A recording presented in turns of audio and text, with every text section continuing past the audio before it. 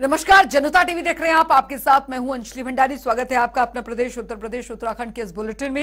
और चलिए रुक करेंगे, इस बीच आ रही है एक बड़ी खबर की ओर। वाराणसी से आ रही है बड़ी खबर, बड़ी जानकारी। वाराणसी दौरे पर सीएम योगी। जी हां, सीएम योगी आदित्यनाथ वाराणसी के दौरे पर अस्सी घाट पर बाढ़ प्रभावित जगहों है उनका जायजा ले रहे हैं। सर्किट हाउस में सीएम बैठक भी करेंगे, तो बड़ी जानकारी आपको यहाँ पर बता रहे हैं।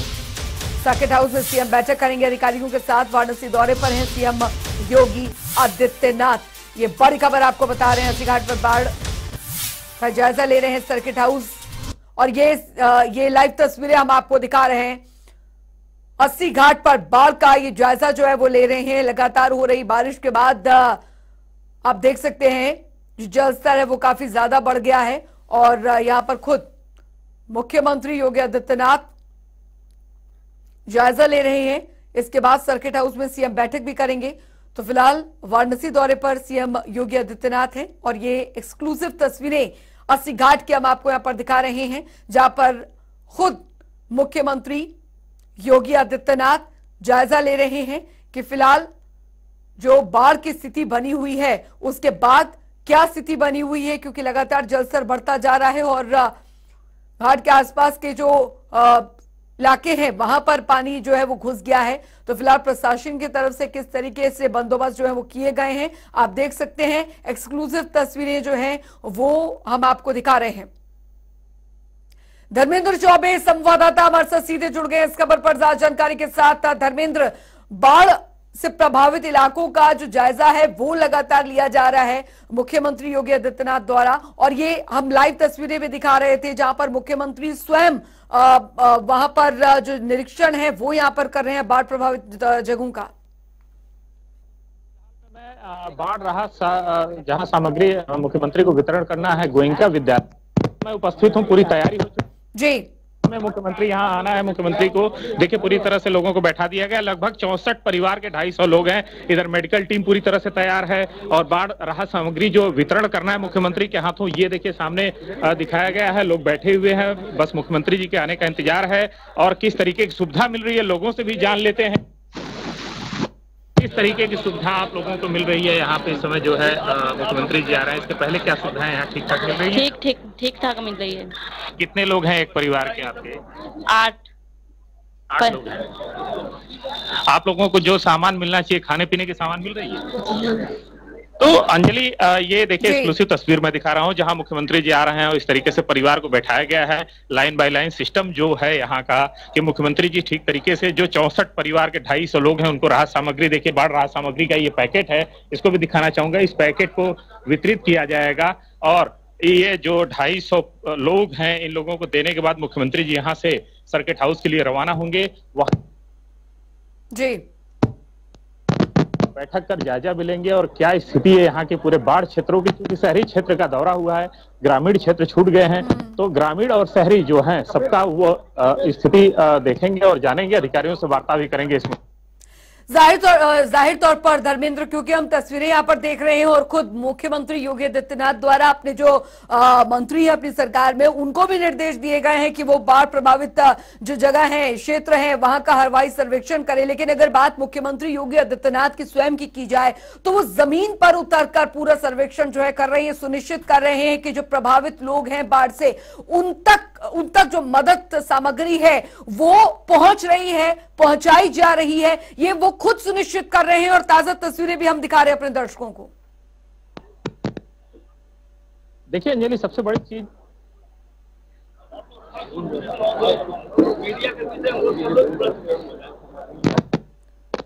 चलिए तस्वीरें भी हम अपने दर्शकों को दिखा रहे हैं। संवाददाता धर्मेंद्र भी वहां पर मौजूद हैं, क्योंकि फिलहाल ये आप देख सकते हैं कि मुख्यमंत्री योगी आदित्यनाथ जो हैं वो खुद इस घाट पर एक नाव के जरिए जो है और सुरक्षाकर्मी उनके साथ मौजूद हैं, पूरा निरीक्षण वो कर रहे हैं कि किस तरीके से कितना नुकसान जो है हुआ है, क्या स्थिति बनी हुई है, जमीनी स्थिति क्या बनी हुई है, ये मुख्यमंत्री खुद स्वयं सुनिश्चित कर रहे हैं। वहीं थोड़ी दूर दूसरी तरफ हमारे संवाददाता भी वहां पर मौजूद है, जो कि वहां पर जो राहत सामग्री जहां पर बांटी जानी है जिन पीड़ितों को जिनका काफी नुकसान हुआ है सरकार द्वारा, उन्हें उन्हें राहत सामग्री बांटी जानी है सरकार की तरफ से, तो वहां पर वो मौजूद हमारे संवाददाता, उनसे भी हम बातचीत करने की कोशिश करेंगे, क्योंकि ये निरीक्षण के बाद सीधा मुख्यमंत्री जो है उसी पंडाल में जाएंगे और वहां पर जो लोग मौजूद हैं उन्हें वो राहत सामग्री जो है वो वितरित खुद मुख्यमंत्री योगी आदित्यनाथ करेंगे। लेकिन ये एक्सक्लूसिव तस्वीरें वाराणसी के घाट के हम आपको दिखा रहे हैं, जहां पर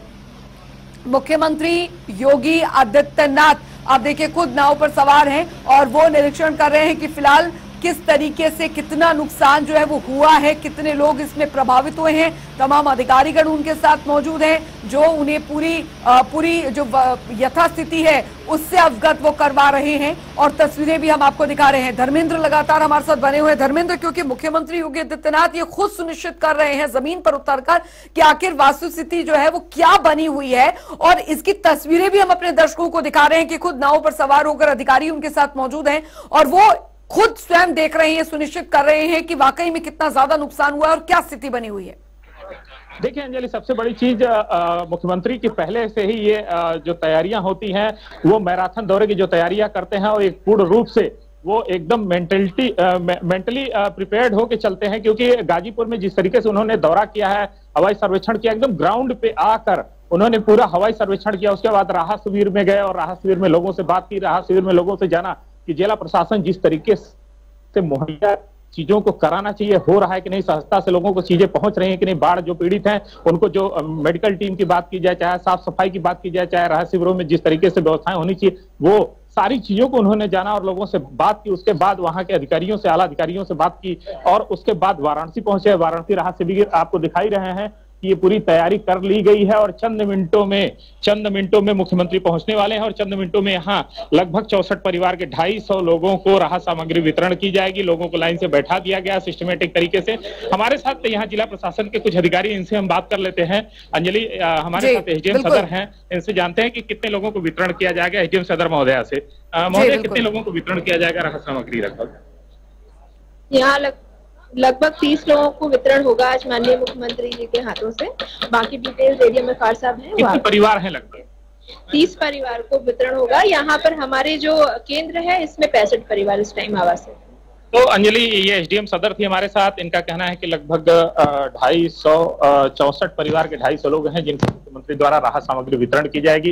इधर वॉलंटियर टीम को लगा दिया गया है, पुलिस पूरी तरह से मुस्तैद है और थोड़ी ही देर में मुख्यमंत्री जो है यहाँ पहुंच रहे हैं। अंजलि, बिल्कुल बिल्कुल धर्मेंद्र, तस्वीरें भी हम अपने दर्शकों को दिखा रहे हैं। फिलहाल ये वो पंडाल है जहां पर की राहत सामग्री और वो तमाम 64 परिवार जो है जिन्हें राहत सामग्री जो है प्रदान की जाएगी। बस सबसे कुछ ही देर बाद जो है मुख्यमंत्री योगी आदित्यनाथ यहाँ पर पहुंचेंगे। और दूसरी तस्वीर हम दिखा रहे हैं आपको, ये तस्वीरें आप देख सकते हैं बाढ़ प्रभावित जो जगह है जहां पर पानी जो है नदी का पूरी तरीके से घुस चुका है, वहां का खुद वो सर्वेक्षण कर रहे हैं अधिकारी, उनको पूरा डेमोन्स्ट्रेट कर रहे हैं कि कितना नुकसान जो है वो हुआ है ये बाढ़ की वजह से। और आपको ये तस्वीरें दिखा रहे हैं क्योंकि मुख्यमंत्री योगी आदित्यनाथ हवाई सर्वेक्षण के साथ साथ जमीन पर उतरकर भी आप देखिए, जमीन हो, जल हो या हवा हो, यहाँ पर सर्वेक्षण हर ओर से किया जा रहा है और जमीनी स्तर पर यहाँ पर किया जा रहा है कि निरीक्षण के तहत ये पता चल सके कि वाकई में स्थिति क्या बनी हुई है।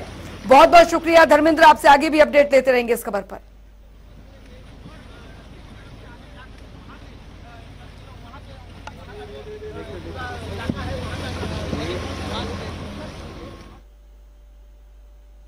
चलिए खबरों में आगे बढ़ेंगे। बता दें आपको कि ओबीसी की 18 जातियों से जुड़ी जो बड़ी जानकारी आ रही है वो हम आपको बताने जा रहे हैं। बड़ी खबर आ रही है ये दरअसल एससी कैटेगरी में शामिल करने का ये मामला इलाहाबाद हाई कोर्ट ने नोटिफिकेशन रद्द कर दिए हैं। तो ओबीसी की 18 जातियां एससी लिस्ट से बाहर कर दी गई। अखिलेश और योगी सरकार का शासनादेश रद्द कर दिया गया है। एसपी और बीजेपी के सभी शासनादेश रद्द कर दिए गए। योगी सरकार ने एससी में शामिल किया था। तो ये इस वक्त की बड़ी खबर आपको बता रहे हैं, बड़ी जानकारी आपको बता रहे हैं। ओबीसी की 18 जातियों को इस कैटेगरी से बाहर किया गया है। एससी कैटेगरी में शामिल करने का यह मामला और इलाहाबाद हाई कोर्ट ने नोटिफिकेशन रद्द कर दिए हैं। ओबीसी की 18 जातियां एससी लिस्ट से बाहर कर दी गई हैं। ओबीसी की 18 जातियां एससी लिस्ट से बाहर कर दी गई हैं। बता दें आपको, योगी सरकार ने एससी में शामिल किया था ओबीसी के 18 जातियों से जुड़ी ये बड़ी खबर आ रही है। एससी कैटेगरी में शामिल करने का यह मामला, जिस पर इलाहाबाद हाईकोर्ट ने नोटिफिकेशन रद्द कर दिया है। तो ओबीसी की 18 जातियां एससी लिस्ट से बाहर कर दी गई है। तौकीर किदवई संवाददाता हमारे साथ जुड़ गए हैं इस खबर पर ज्यादा जानकारी के साथ। तौकीर, एसपी और बीजेपी सरकार जिन नोटिफिकेशन जारी किया था उसे इलाहाबाद हाईकोर्ट ने रद्द कर दिया है। ओबीसी के 18 जातियों को एससी की कैटेगरी से बाहर निकाल दिया गया है। जी बिल्कुल, ये पूरा मामला 2016 से शुरू हुआ था, जब अखिलेश यादव की सरकार थी। इन 18 जातियों का नोटिफिकेशन जारी किया गया और उसके बाद 2017 में हाईकोर्ट ने इस पर रोक लगा दी थी। लेकिन एक बार फिर जब भारतीय जनता पार्टी सत्ता में आई तो उसने 2019 में फिर एक बार नोटिफिकेशन जारी किया, जिसे फिलहाल आज रद्द कर दिया है हाईकोर्ट ने। और खास बात यह भी है कि इन जो इसमें जातियां शामिल हैं उस पर राजनीति खूब हुई। संजय निषाद हो चाहे ओम प्रकाश राजभर, जो दोनों ही इन जातियों के ऊपर राजनीति करते रहे और मंत्री तक बने भारतीय जनता पार्टी सरकार में। तो फिलहाल इन दोनों के लिए मुश्किलें जरूर खड़ी होंगी, क्योंकि इन्होंने अपने समाज के लिए बड़े वादे किए थे और उसको एससी कैटेगरी में डालने के लिए जोरदार कोशिशें भी की थी और बाद में इसे अपनी उपलब्धि भी बताया था। लेकिन अब ये जो जातियां हैं 18 जातियां, इसमें जो निषाद और मल्ला और राजभर जैसे नाम शामिल हैं, ये सभी जातियां वापस ओबीसी कैटेगरी में भेज दी गई हैं और आज हाईकोर्ट ने सीधे तौर पर इस नोटिफिकेशन को रद्द कर दिया है। इसके लिए जो अंबेडकरवादी कुछ संस्थाएं हैं उन्होंने हाईकोर्ट में अपील की थी और यह भी कहा था कि संवैधानिक तरीका नहीं अपनाया गया है, क्योंकि इसकी पावर राज्य सरकार को नहीं होती है और केंद्र सरकार पहले इसका बिल लाएगी, फिर उसके बाद वहां पर बहस होगी और उसके बाद जो राष्ट्रपति हैं वही आखिरी मोहर लगाएंगे, उसके बाद ही इन जातियों को ट्रांसफॉर्म किया जा सकता है। तो फिलहाल एक बड़ा मुद्दा है और राजनीति इस पर जरूर गरमाएगी, क्योंकि ओम प्रकाश राजभर, संजय निषाद जरूर मुखर होकर नजर आएंगे इस पर। बिल्कुल, जाहिर तौर पर तौकीर, और क्योंकि खासा हर पार्टी जो है, हर राजनीतिक पार्टी इस तरीके से लगातार जो कैटेगरीज हैं और जातिवाद है उसको लेकर चुनावी बिगुल जो है वो बजाती आई है। चुनावों में काफी ज्यादा इसको मुद्दा बनाया जाता है और इससे हर वर्ग जो है साधने की कोशिश यहाँ पर की जाती है। लेकिन फिलहाल इलाहाबाद हाईकोर्ट के इस फैसले के बाद 2024 पर कितना असर पड़ सकता है तमाम पार्टियों के राजनीतिक भविष्य पर? देखिए, इसीलिए ओबीसी की राजनीति उत्तर प्रदेश में ज्यादा नजर आती है, क्योंकि एक बड़ा वर्ग है। इन जातियों को नोटिफिकेशन कर एससी कैटेगरी में डाला गया था और कोशिश की गई थी कि इनको एससी की जो सुविधाएं होती हैं वो उसको मिल जाए, तो ये जातियां एक बार फिर उन राजनीतिक दलों से जुड़ जाएंगे। और यही वजह है कि ये सभी राजनीतिक दल, चाहे वो अखिलेश यादव हो चाहे भारतीय जनता पार्टी हो, वह ऐसी जो जातियां हैं उनको ओबीसी कैटेगरी में ले जाने तक का काम किया। लेकिन अब फिलहाल क्योंकि 2024 का चुनाव है और ऐसे में इन जातियों को समझा पाना बड़ा मुश्किल होगा, कि क्योंकि अब ये वापस उसी कैटेगरी में आ गए हैं। लेकिन भारतीय जनता पार्टी ओबीसी की राजनीति लगातार तेज कर चुकी है, चाहे प्रदेश अध्यक्ष हो चाहे कई और जो राजनेता हैं जिनको अहम पद दिए गए वो ओबीसी कैटेगरी से आते हैं, चाहे केशव प्रसाद मौर्य हो चाहे स्वतंत्र देव सिंह हो, तो बड़े बड़े नाम ओबीसी कैटेगरी से आते हैं। और यही वजह है कि लगातार Bharatiya Janata party OBC category के जो नेता हैं उनको बड़े पदों पर रखती है। लेकिन समाजवादी पार्टी की तरफ से भी लगातार कोशिशें की जाती हैं, चाहे स्वामी प्रसाद मौर्य हो, अखिलेश यादव खुद हो, ओम प्रकाश राजभर को भी साथ लिया, पल्लवी पटेल है उनके साथ, जयंत चौधरी है, तो कई ऐसे कैटेगरीज हैं जिनको इसीलिए रखा गया ताकि ओबीसी वर्ग को साधा जा सके। लेकिन अब इन कैटेगरीज को वापस आने के बाद इन कैटेगरीज को बताना कि अब उनके लिए वो क्या बेहतर कर पाएंगे थोड़ा मुश्किल होगा, खासकर ओम प्रकाश राजभर के लिए, जो लगातार कभी समाजवादी पार्टी कभी भारतीय जनता पार्टी खेमे में नजर आते हैं। और उन्होंने इस बात की मुहिम भी चलाई थी कि वो जो राजभर समुदाय है उसको ये एससी कैटेगरी में ले जाएंगे, और उसके लिए उन्होंने कहा कि उन्होंने भारतीय जनता पार्टी पर दबाव बनाया। इसी की वजह से 2019 में नोटिफिकेशन दोबारा जारी किया गया। लेकिन अब ओम प्रकाश राजभर थोड़ा सा दुविधा में जरूर होंगे कि अब वो भारतीय जनता पार्टी की तारीफ करें या फिर अब उनकी बुराई करें या अखिलेश यादव की बुराई करें। तो फिलहाल संजय निषाद जो आज प्रेस कॉन्फ्रेंस भी करने वाले हैं कुछ देर बाद, क्योंकि उनकी भी लड़ाई निषाद और मल्ला की रही और इसी की वजह से वो आज मंत्रिमंडल में शामिल भी हैं। अब देखना होगा कि वो अपने समुदाय के लिए या अपनी इस जात के लिए कितनी और लड़ाई तेज कर पाएंगे, या ओबीसी में जाने के बाद अब और कितनी सुविधाएं उनकी जात के लोगों को मिल पाएगी। तो कहीं ना कहीं 2024 में ये जो 18 जातियां हैं ये बड़ा रोल निभाएंगी, और किसके खेमे में जाएंगे तो वक्त तय करेगा। लेकिन जो इसकी खेमाबंदी है वो जरूर दलों की तरफ से नजर आने लगेगी। बिल्कुल, बहुत बहुत शुक्रिया तौकीर इस तमाम जानकारी के लिए। तो ओबीसी के 18 जातियों से जुड़ी है बड़ी जानकारी हम आपको दे रहे थे। एससी कैटेगरी में शामिल करने का ये मामला और चलिए बढ़ेंगे आगे। आपको बता दें कि डिप्टी सीएम ब्रजेश पाठक लगातार स्वास्थ्य व्यवस्थाओं को परखने के लिए यूपी के अलग अलग जिलों का दौरा कर रहे हैं। इसी क्रम में डिप्टी सीएम ने आज श्रावस्ती जिले का दौरा किया। उन्होंने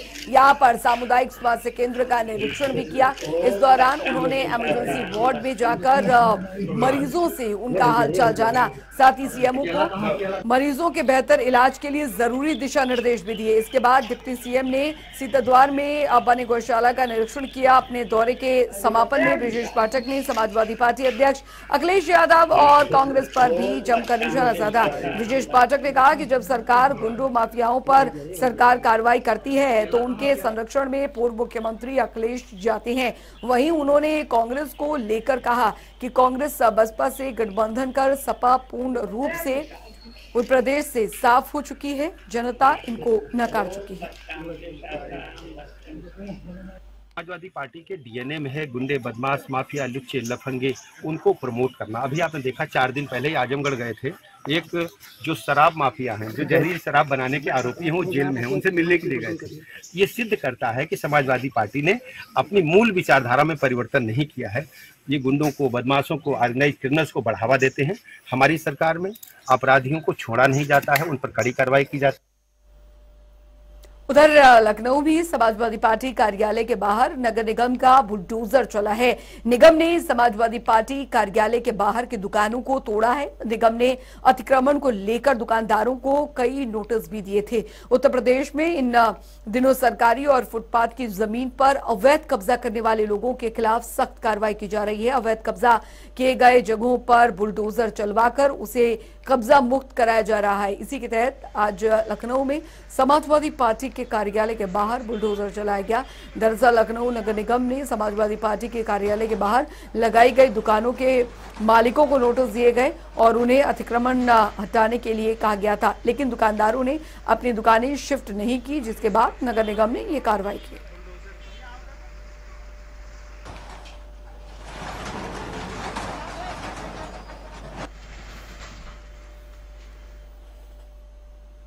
उधर यूपी में भ्रष्टाचार के खिलाफ बड़ी कार्रवाई हुई है। इनकम टैक्स ने एक साथ 22 जगहों पर छापा मारा है। मिली जानकारी के अनुसार लखनऊ, कानपुर समेत दिल्ली में आयकर विभाग की छापेमारी चल रही है।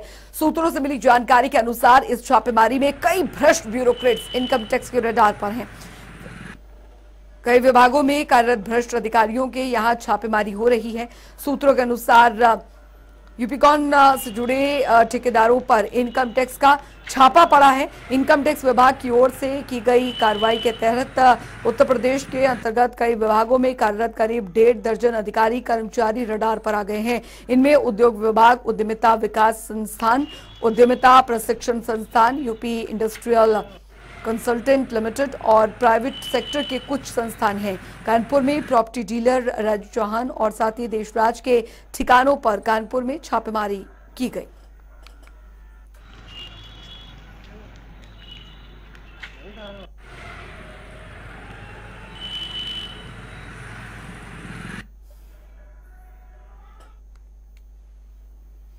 चलिए रुक करेंगे उत्तराखंड की खबरों की ओर। तो उत्तराखंड में लगातार भर्तियों को लेकर रोजाना नए नए खुलासे हो रहे हैं। वहीं अब एक लेटर बम ने उत्तराखंड में हलचल मचा दी है, तो वहीं राजनीति में भी अब भूचाल आ गया है। दरअसल मामला कैबिनेट मंत्री रेखा आर्य के लेटर बम का है, जहां उन्होंने एक लेटर अपने विभाग को लिखा है जिसमें कि 4 लोगों की नियुक्ति करने की बात कही गई है, जिस पर कि अब राजनीति शुरू हो चुकी है। जहां एक और बीजेपी नेता रेखा आर्य का बचाव करते हुए नजर आ रहे हैं, वही नियुक्ति लेटर को लेकर कांग्रेस अब बीजेपी पर हमलावर हो चुकी है। कांग्रेस की प्रवक्ता गरिमा दसौनी ने सरकार पर निशाना साधते हुए कहा कि नियुक्तियों को लेकर लगातार उत्तराखंड में जांच हो रही है। वहीं दूसरी ओर बीजेपी की कैबिनेट मंत्री रेखा आर्य ने पत्र लिखकर 4 लोगों को नियुक्त करने की बात कही है, जिससे साफ होता है कि बीजेपी कहीं ना कहीं इस भ्रष्टाचार में डूबी हुई है।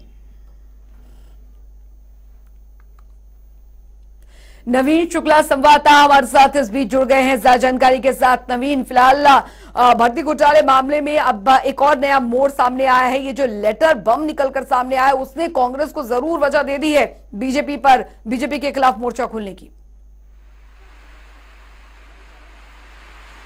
जी निश्चित तौर पर अगर बात की जाए यूकेएसएससी की तो लगातार वहां पर जो पुलिस की है धरपकड़ जारी है। इसके साथ ही कैबिनेट मंत्री रेखा आर्य का एक जो लेटर है वह सोशल मीडिया पे काफी वायरल हो रहा है। इसको लेकर अब जो राजनीतिक गलियारे हैं उसमें सियासी हलचल जो है वो तेज होती हुई नजर आ रही है। जहां बीजेपी का कहना है कि जो राजनीतिक पार्टी है तो कहीं ना कहीं जो नेता हैं वह अपने जो जानकार हैं, अपने जो प्रतिनिधि हैं या जो उनके पास जाते हैं उन लोगों की समस्याओं के समाधान को लेकर यह लेटर लिखा गया था। तो वहीं कांग्रेस का साफ तौर पर कहना है कि जिस तरीके से उत्तराखंड में लगातार चाहे यूकेएसएससी की बात की जाए या अन्य विभागों में भर्ती की बात की जाए तो कहीं ना कहीं जो एक सामने धांधलियां सामने आ रही हैं तो इससे सरकार की तरफ सरकार को घेरने का मौका जरूर कांग्रेस को मिला हुआ है। लगातार कांग्रेस इस पर हावी होती हुई भी नजर आ रही है, चाहे यूकेएसएससी की बात की जाए या फिर अन्य विभागों की बात की जाए। तो कहीं ना कहीं कांग्रेस का साफ रुख यही है कि वो सरकार को किस तरीके से कटघरे में खड़ा किया जाए। वहीं अगर बीजेपी की बात करें तो बीजेपी का साफ तौर पर कहना है, सरकार का साफ तौर पर कहना है कि सरकार पूरी तरीके से जीरो टॉलरेंस पे काम कर रही है और जो भी प्रकरण आ रहा है सामने उस पर लगातार कार्यवाही भी की जा रही है। चाहे यूकेएसएससी की बात की जाए तो यूकेएसएससी में अभी तक 30 लोगों की गिरफ्तारी हो गई है और लगातार यह जांच जारी है। तो कहीं ना कहीं उत्तराखंड की जो सियासत है उसमें सियासी हलचल जरूर तेज हो गई है। बीजेपी और कांग्रेस लगातार आरोप और प्रत्यारोप एक दूसरे पर लगा रहे हैं। हालांकि अभी जो भर्ती की प्रक्रिया जो भर्ती हुई थी उसकी अब जांच लगातार हो रही है, उसमें धरपकड़ जारी है। तो कहीं ना कहीं सरकार अपनी पूरी तैयारी के साथ काम कर रही है और सरकार ने साफ तौर पर यह निर्देश दिया है कि जो भी विभाग या जो भी अधिकारी या कर्मचारी इसमें जिम्मेदार होंगे उनके ऊपर ठोस कार्रवाई की जा रही है। तो सरकार पूरी तरीके से जीरो टॉलरेंस पर काम कर रही है जाहिर तौर पर। लेकिन इसको लेकर क्या कोई अभी तक प्रतिक्रिया सामने आई है? क्योंकि जाहिर तौर पर बीजेपी नेता जरूर बचाव में आ गए हैं, लेकिन कांग्रेस की तरफ से अभी तक कोई प्रतिक्रिया? निश्चित तौर पर कांग्रेस का साफ तौर पर यही कहना है कि जो भी भर्ती प्रक्रियाएं हुई हैं उसमें पारदर्शिता नहीं दिखाई जा रही है। कभी लेटर सामने आ रहे हैं, कभी जो लोग हैं वो पकड़े जा रहे हैं। तो कहीं ना कहीं कांग्रेस जरूर हमलावर हो रही है, लेकिन सरकार साफ तौर पर सरकार का यह कहना है। मुख्यमंत्री पुष्कर सिंह धामी ने साफ तौर पर यह कहा है, उन्होंने सख्त हिदायत भी दी है कि इसमें जो भी लोग दोषी हैं उनके खिलाफ ठोस से ठोस कार्रवाई की जाएगी, चाहे उनके हाथ कितने भी लंबे क्यों ना हो, लेकिन वह उन्हें बख्शा नहीं जाएगा। तो कहीं ना कहीं मुख्यमंत्री का सख्त तेवर जरूर इन प्रक्रियाओं जो भर्ती प्रक्रिया है उसमें उन्होंने साफ तौर पर कह दिया है कि सरकार पूरी तरीके से पारदर्शिता से काम करेगी और उत्तराखंड के जो लोग हैं उनके साथ न्याय होगा। तो सरकार पूरी तरीके से अपनी पारदर्शिता दिखा रही है, लेकिन कहीं ना कहीं बीजेपी और कांग्रेस में आरोप और प्रत्यारोप का जो दौर है वो लगातार जारी होता हुआ नजर आ रहा है। चलिए, बहुत बहुत शुक्रिया नवीन शुक्ला इस तमाम जानकारी के लिए। तो फिलहाल रेखा आर्य का लेटर बम, जो कि अब 4 लोगों की नियुक्ति करने की इसमें बात कही गई थी, लेकिन अब इसको लेकर सियासत शुरू हो चुकी है। चलिए खबरों में आगे बढ़ेंगे। हल्द्वानी में आम आदमी पार्टी के प्रदेश उपाध्यक्ष बसंत कुमार ने प्रदेश सरकार पर हमला बोला है। बीजेपी सरकार पर यूकेएसएससी पेपर लीक मामले पर सीधा हमला करते हुए कहा है कि इस भर्ती घोटाले में सीबीआई जांच होनी चाहिए। बसंत कुमार के मुताबिक हाकिम सिंह सत्ता में बैठे लोगों का केवल एक कर्मचारी है, जबकि इसमें कई बड़े बड़े मगरमच्छ और पकड़े जाने हैं। लिहाजा इस पूरे मामले की जांच एसटीएफ नहीं बल्कि सीबीआई को करनी चाहिए। और साथ ही उन्होंने उत्तराखंड के मुख्यमंत्री से इस्तीफे की मांग करते हुए कहा कि जिस राज्य में भर्ती के नाम पर इतने घोटाले हो रहे हैं वहां मुख्यमंत्री को नैतिकता के आधार पर इस्तीफा दे देना चाहिए। उन्होंने कहा कि आम आदमी पार्टी युवाओं के साथ धोखा और भर्ती घोटाले को लेकर पूरे प्रदेश में बड़ा आंदोलन करने जा रही है।